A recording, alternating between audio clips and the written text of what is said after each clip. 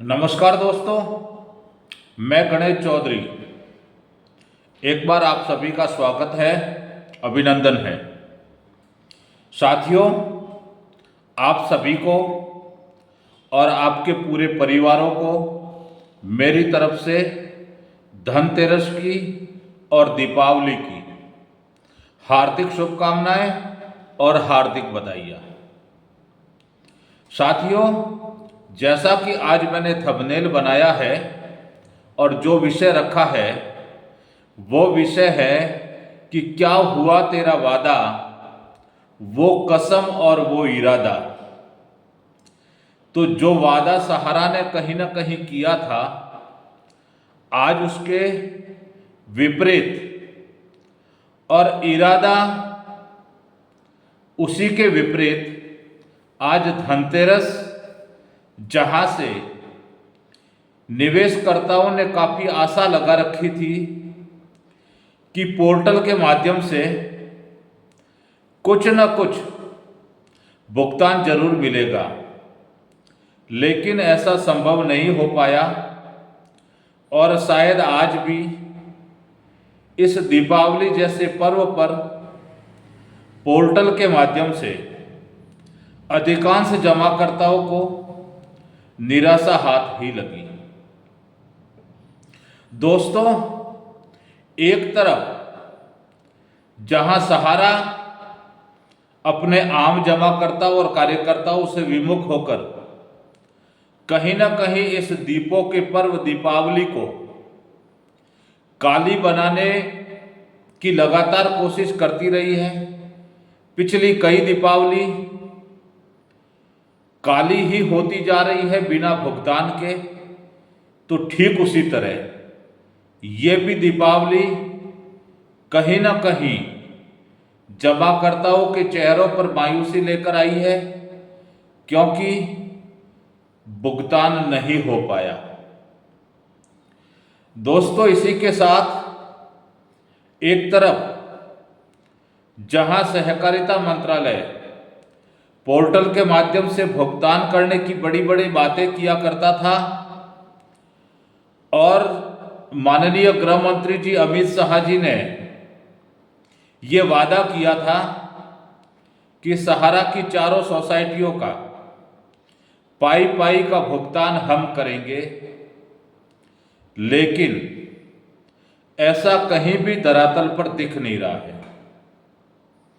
हो सकता है कि माननीय अमित शाह जी की और सहकारिता मंत्रालय की ये दीर्घकालीन योजना हो, जो कि लंबी अवधि के लिए चलाई गई हो, लेकिन आखिर निवेशकों का धैर्य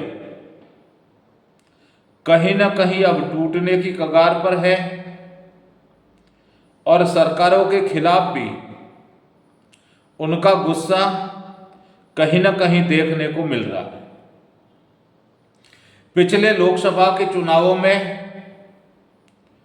आम निवेशकों का गुस्सा मौजूदा सरकारों को देखने को मिला था और ठीक वैसे ही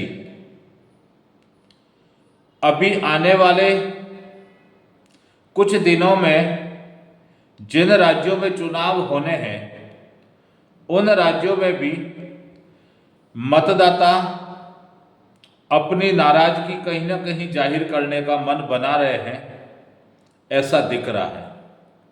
ऐसा मैं इसलिए कह रहा हूं कि जब एक तरफ आपके पास में 5,000 करोड़ रुपए जमाकर्ताओं को देने के लिए पड़े हैं और दूसरी तरफ पोर्टल पर जमाकर्ताओं की लाइन लगी हुई है भुगतान पाने के लिए, लेकिन आपके इस मंत्रालय ने और सीआरसीएस के विभाग ने उन जमाकर्ताओं को दीपावली के तोहफे के रूप में कहीं ना कहीं डिफिशियंसी का गिफ्ट दे डाला है।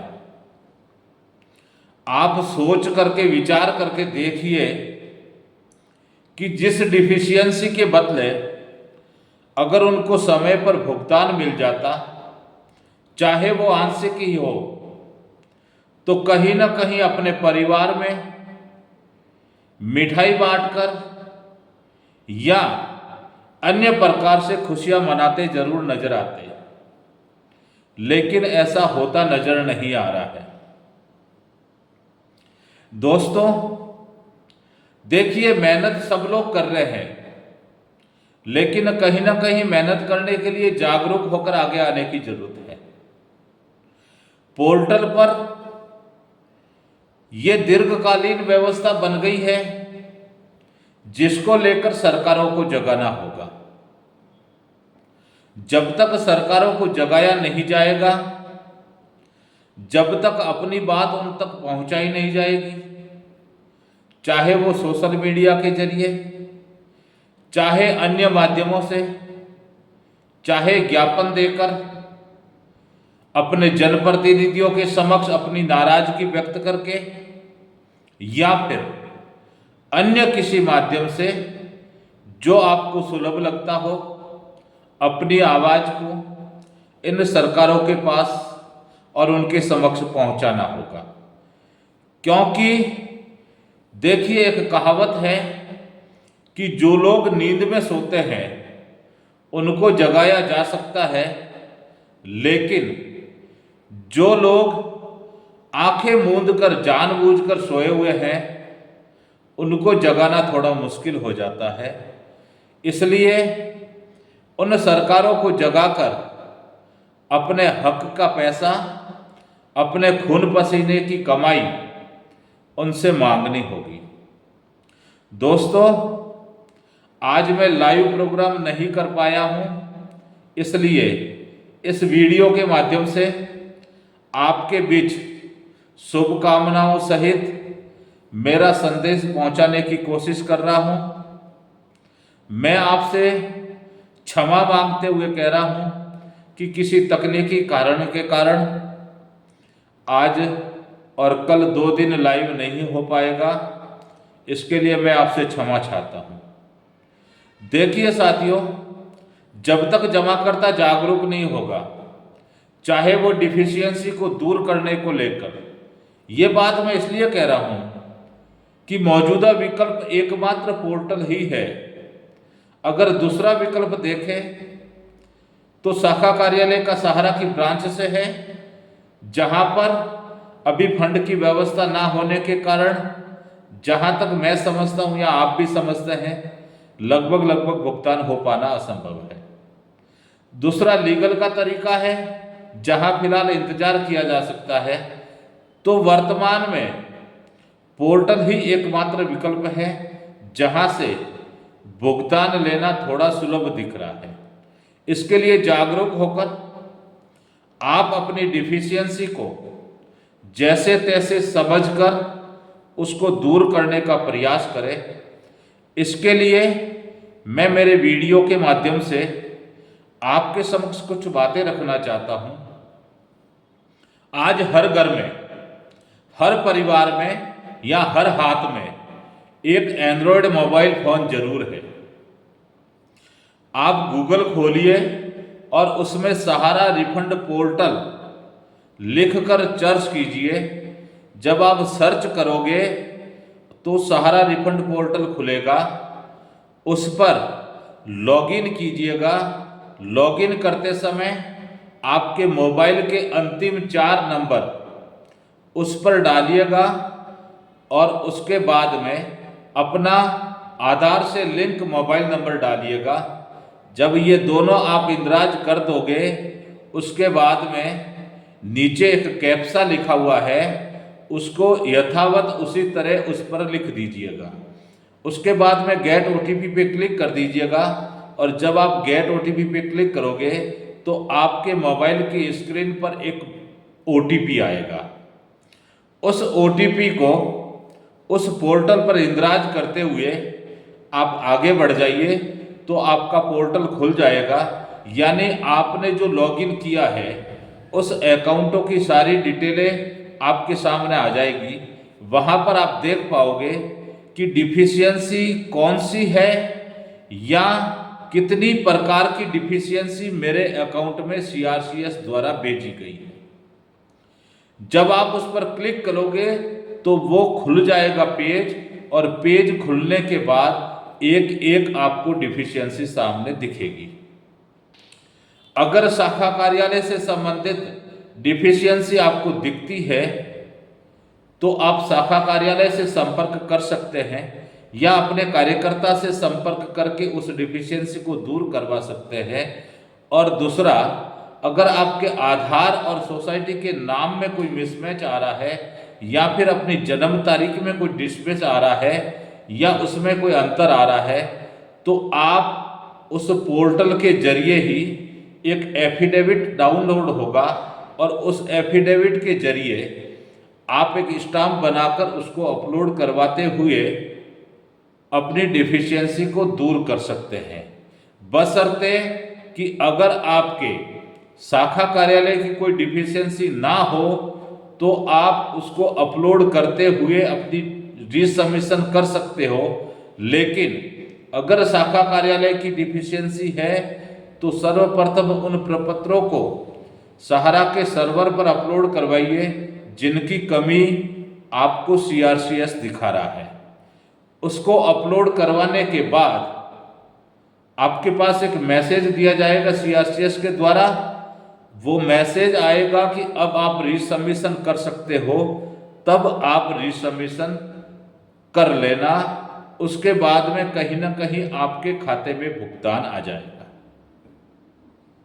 दूसरी एक बात इसी वीडियो के माध्यम से मैं सीआरसीएस के उच्च अधिकारियों तक पहुंचाना चाहता हूं कि एक नियामक होकर दो तरह की व्यवस्थाएं आप क्यों चला रहे हो। जब दीपावली का पर्व नजदीक है या अन्य कोई पर्व नजदीक हो या नहीं हो, जब आप छोटे निवेशकों को भुगतान कर रहे हो तो 5 लाख से ऊपर जिन लोगों ने निवेश कर रखा है उन जमाकर्ताओं का क्या कसूर है? क्यों नहीं आप उनको रीसबमिशन करवाने की परमिशन दे रहे हो? अगर आज 50,000 रुपये तक की राशि पोर्टल से दी जा रही है तो क्यों नहीं उन निवेशकों को भी इस 50,000 रुपये तक की राशि का लाभ मिले। आज 50,000 है, हो सकता है आने वाले कल में या आने वाले महीने में इस राशि को बढ़ाकर 50,000 से लाख कर दिया जाए या लाख से भी ज्यादा कर दिया जाए, तो कहीं ना कहीं उन बड़े निवेशकों को भी लाभ पहुंचेगा। सीआरसीएस के पोर्टल का, लेकिन अभी तक ऐसा कोई प्रावधान इस पोर्टल के माध्यम से नहीं दिख रहा है। तो मेरा उन उच्च अधिकारियों से निवेदन है, क्योंकि सहारा के उच्च अधिकारियों को निवेदन करने से कोई फायदा कहीं से दिख नहीं रहा है। क्योंकि अभी मैंने थोड़ी देर पहले कहा कि जो नींद में है उसको जगा सकते हैं, जो जानबूझकर आंखें मूंद के बैठा हो या सोया हो उसको जगाने की जरूरत नहीं है। साथियों, दूसरी बात एक और कहना चाहता हूं सीआरसीएस के उच्च अधिकारियों के, कि उन सीनियर सिटीजनों का भी ध्यान रखा जाए जिन्होंने इन सोसाइटियों में एमआईएस के रूप में कहीं ना कहीं निवेश किया है। आज वो लोग उम्र के उस पड़ाव तक पहुंच गए हैं जहां से वो अपनी आजीविका चलाने के लिए या फिर अपना खर्च चलाने के लिए 2 पैसे की कमाई नहीं कर सकते हैं। कहीं ना कहीं एकमात्र सहारा उनका एमआईएस ही था जिससे उनका खर्चा पानी चल रहा था, लेकिन वो भी बंद हो गया है। तो मैं सीआरसीएस के उच्च अधिकारियों से कहना चाहूँगा कि आप अपने पोर्टल के माध्यम से उस एमआईएस का भी विकल्प लाए और लॉगिन करवाए उन सीनियर सिटीजनों के खातों को, जिससे उनको कहीं ना कहीं राहत मिल सके। साथ ही इन सोसाइटियों में निवेश करने वाले ऐसे खाताधारक जो आज इस दुनिया में नहीं है, इस दुनिया को छोड़कर जा चुके हैं, कम से कम उनके वारिसदारों को या उत्तराधिकारी को वो पैसा मिलना चाहिए था, लेकिन अभी तक नहीं मिला है।